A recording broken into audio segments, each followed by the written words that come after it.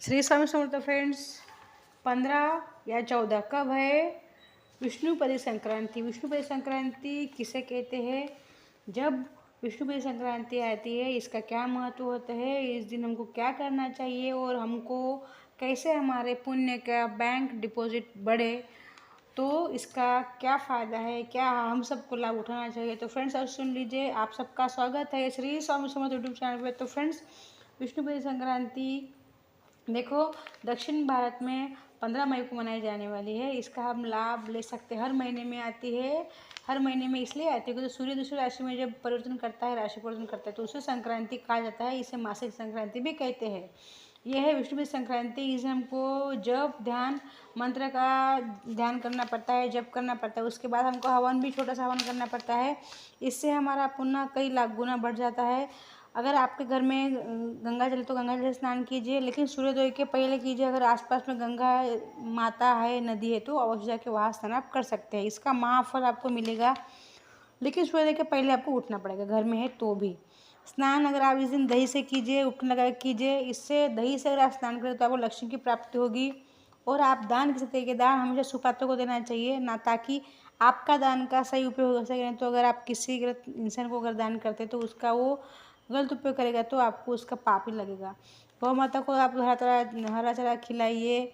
इस दिन आपको जो भी अगर आप दान करेंगे तो ये आपको वापस जन्मांतर तक वापस मिलते रहेगा, ख़त्म नहीं होगा। सूद समेत आपको वापस मिलेगा। हवन के देवता के लिए थोड़ा हवन कर लीजिए।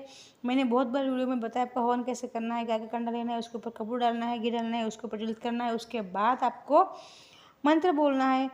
पहले गणेश जी को, फिर पितृदेवता को, ऐसे इस प्रकार से करने पड़ता है। आपको सब तरह के छोटे छोटे हवन करना है। फिर दान करना है।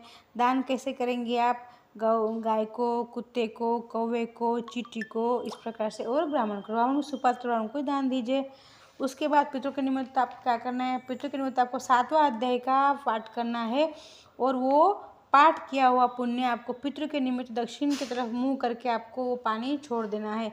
आपको पहले जब आप 7वां अध्याय पाठ करेंगे तो आपको उसके ऊपर हाथ रखना है, काल तिल डालना है और उसमें थोड़ा कुछ डाल सकते हैं, गंगा जल लेना है, गंगा जल डालना है, थोड़ा मिक्स करना है। और उसके बाद आपको 7वां अध्याय बोलना है लोटे के ऊपर हाथ रख के। उसके बाद ये पुण्य आपको दक्षिण की तरफ मुँह करके अपने पितृ के निमित्त आपको दान कर देना है।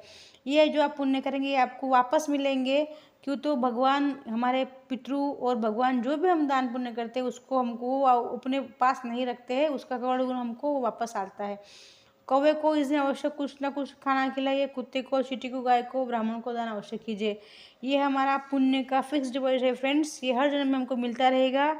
और गंगा स्नान अवश्य कीजिए। दूसरे का अन्न ना खाए। जब भी हमको उपवास हो या संक्रांति हो, अमावस्या हो, पूनम हो, एकादशी हो, कौन सा अगर आप उपवास करते हैं तो पराय अन्न का कभी भी ना खाए। अगर आप पराय अन्न खाते हैं इस दिन, वैसे भी नहीं खाना चाहिए।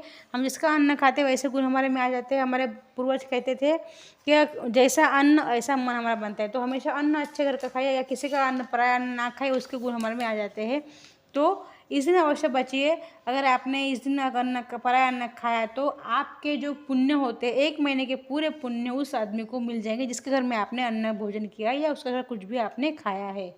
पानी भी ना पिए, अन्न भी ना खाए, पराया अन्न से बचे।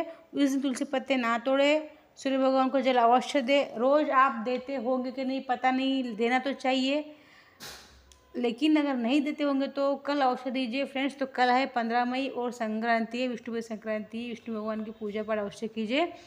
और विष्णु भगवान अगर आपके पास मूर्ति नहीं है तो कृष्ण भगवान ही विष्णु भगवान है, उनकी मूर्ति की पूजा कीजिए, उनको पंचामृत स्नान कीजिए, भोग लगाइए, विष्णु सहस्त्र नाम का पाठ अवश्य कीजिए।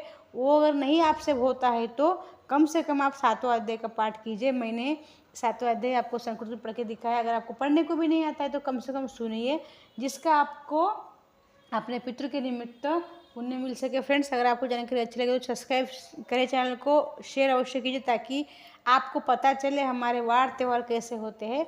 तो श्री स्वामी समर्थ।